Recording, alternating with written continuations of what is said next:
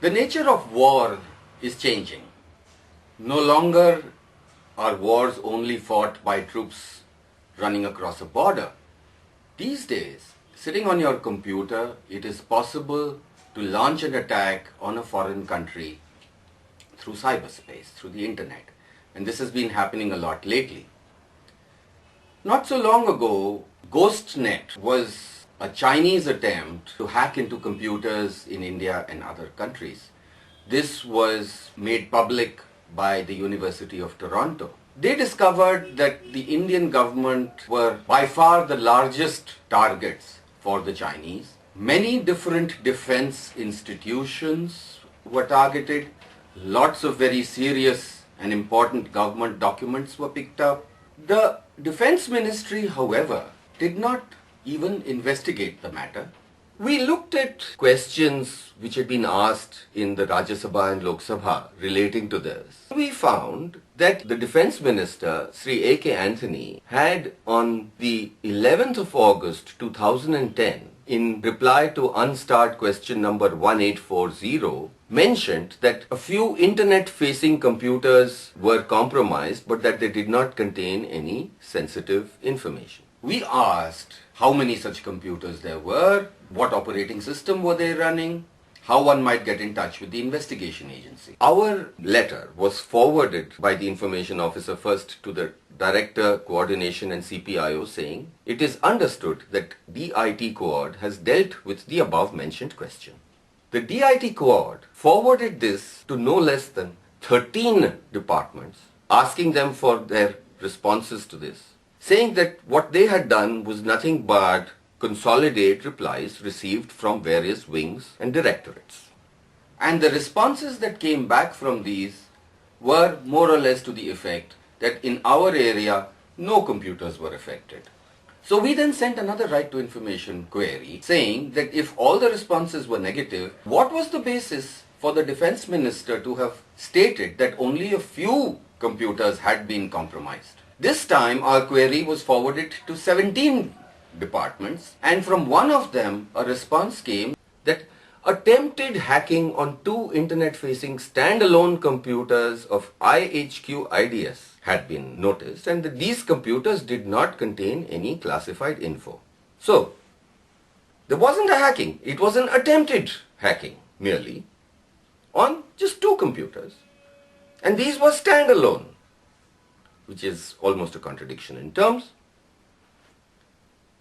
and that they did not contain any classified information. So, very clearly, the Ministry of Defense had no idea which were the computers even from which all the sensitive information that the Canadians picked up came, let alone trying to figure out how to protect ourselves from further such attack. So, there is no basis whatsoever for the Defense Ministry claim that a few had been compromised. We did now know that there were two computers on which hacking had been attempted. So we asked once again, because this really was a question that indicated whether or not a genuine inquiry had been conducted. We asked, those two computers, were they running Microsoft Windows? And the reply we got back was, the specifications of the computers cannot be disclosed. So now the Defense Ministry chose to hide behind the cloak of secrecy. Had the Defense Ministry investigated the matter, would it have been necessary for them to forward our mail to first 13 departments and then to 17 departments? They should simply have been able to open the report and find the answer. So it is very likely that the Defense Minister furnished false information to Parliament. Now, if sensitive computers in this country are hacked and information is stolen from them, now clearly that is a crime.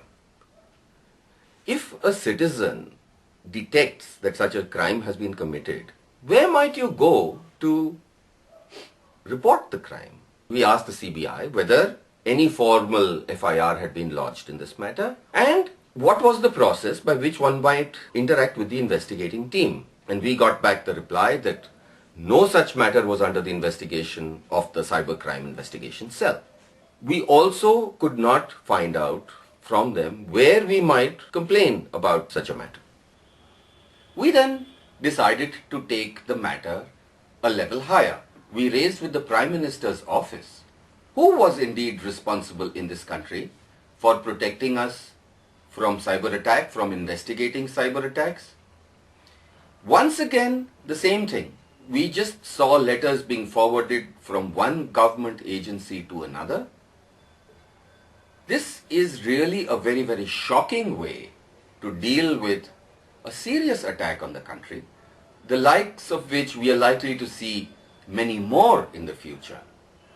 It is a great pity if our defense is only willing to face up to attacks in the conventional way and not in the new ways that are possible in cyberspace. For further information on this, please visit the BAPSI website, www.bapsi.org. We would like very much if you could support us in this work that we are doing. Do get in touch. Thank you very much.